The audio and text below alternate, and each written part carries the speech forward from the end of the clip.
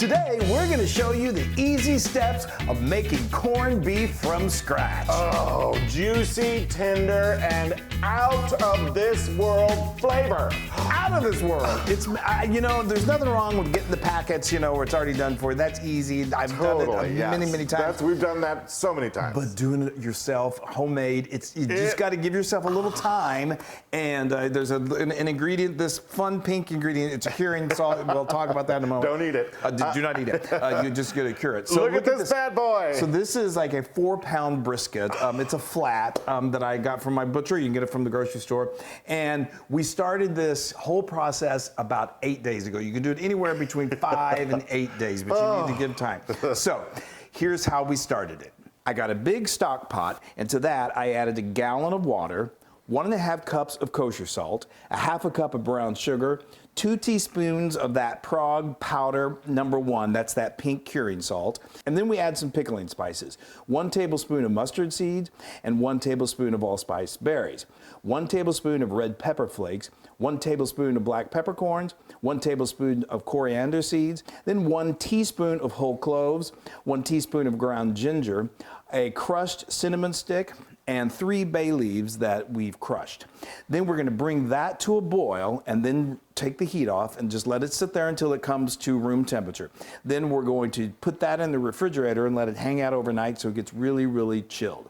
Okay? Then the next day, we're going to take that brisket and we're going to want to put it in, say, like a really great thing to put it in is a 2-gallon Ziploc baggie. I've got a link for you for that. Or you can put it into a glass container. But then what you're going to do is you want to very carefully put that curing brine all over around that brisket. And I use a measuring cup to help me do that. And then you're just going to kind of work the air out and then seal it. And then lay it on its side and put something heavy on it so it'll stay submerged the whole time. And then you're going to put it in the refrigerator and let it refrigerate for, I let it go 7 days. And then every 24 hours, you're going to want to take that heavy lid off or whatever you've got on there and flip it over. Flip it. Just keep that liquid completely engulfing this meat. The hardest part is waiting 7 days. I know. Well, you just got to plan. It's not hard work. No. You just got to give yourself the time to do it. Exactly. And then now today's the day that we're going to braise it. Yes. So what we did was you just got to be careful. We go to our sink and I opened up opened up the baggie, let all the liquid and the aromatics pour out, and then you want to rinse it. There's a lot of salt in there, so you want to rinse that away. I'm gonna get it all off of here. Clean it as best you can. And here we go. So now we've got our oven preheated to 350 degrees. Go ahead and play. And I'm using like a Dutch oven is perfect, a large one like this. Oh, this guy's heavy. I know, he's a 4-pounder. There we go. No, fat side up, please. Oh, fat side. Okay. Yes. So we're gonna put him wearing this glove. Okay. Yeah. So. Ooh, look at that. Yes. Now what we're going to do is we're going to add some braising liquids.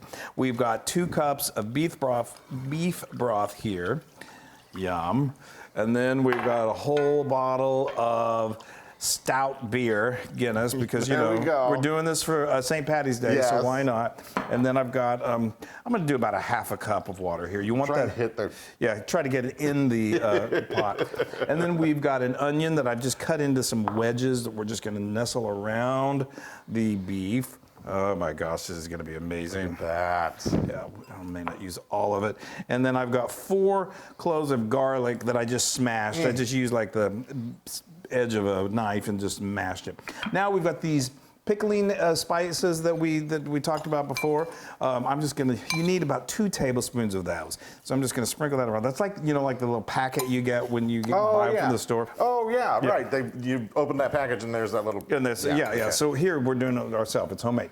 I love it. Now we're gonna cover it. Now this is that Prague pink powder that we were talking about. It's curing, and you'll need to order it online. I've never seen it at a store, but it's in a little goes a long way. Like I said, I think we just did 2 teaspoons in there, and you can use it to like pickle anything. Don't ingest it. But don't eat. It's not like normal salt. You definitely do not want to do that. It's just for curing the meat. So okay, we're gonna let this go nice and low and slow at 300 for about about 3.5 hours.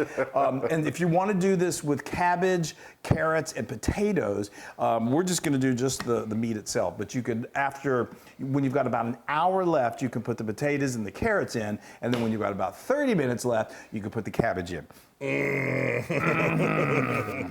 Folks, the smell in this kitchen, oh my goodness. Oh, we've been working in another room and it just starts smelling. It's just so good. So we let this go I let it go for about 3.5 hours.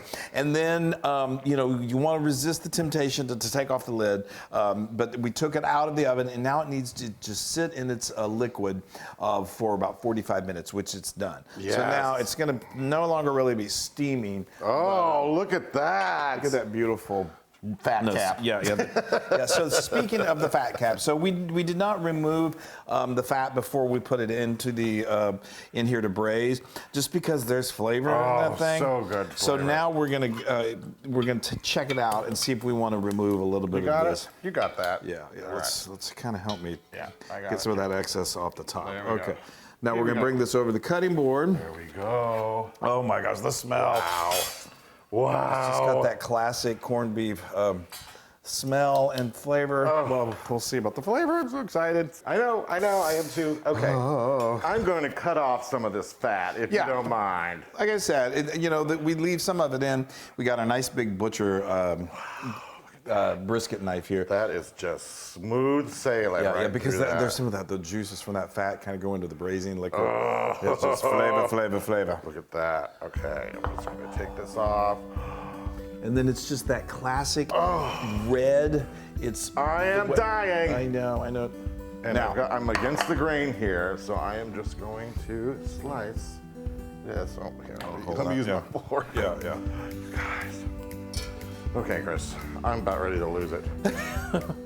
Wow, so tender. Oh boy. Look at that, look how juicy it is. Oh, okay. All right, I'm gonna do one more slice because I can't resist. I know. So you guys, this is just so delicious just on its own. Of course, you can do it with the cabbage and the carrots and potatoes. It's incredible. The next day is corned beef hash for breakfast with potatoes. And then, oh my goodness gracious. Yeah.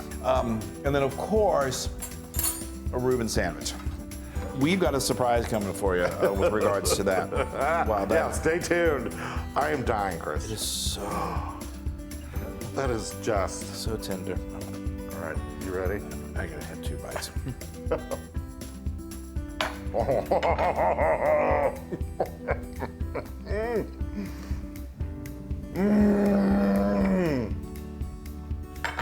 Wow.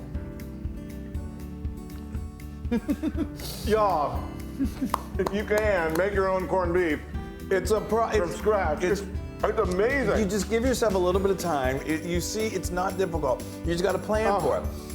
And the flavor is just like unmatched. I'm dying. I'm dying. You've got one more thing you got to do. I know. That's 100 trillion billion% ludicrous. It is amazing. Oh my goodness. I cannot wait. I know. Till that sandwich we're going to put this to good use. All right, you guys, we hope you've had fun. Yay. Happy St. Patty's Day. Yes. We love you guys so much. Yeah, make some corned beef. Have the luck of the Irish.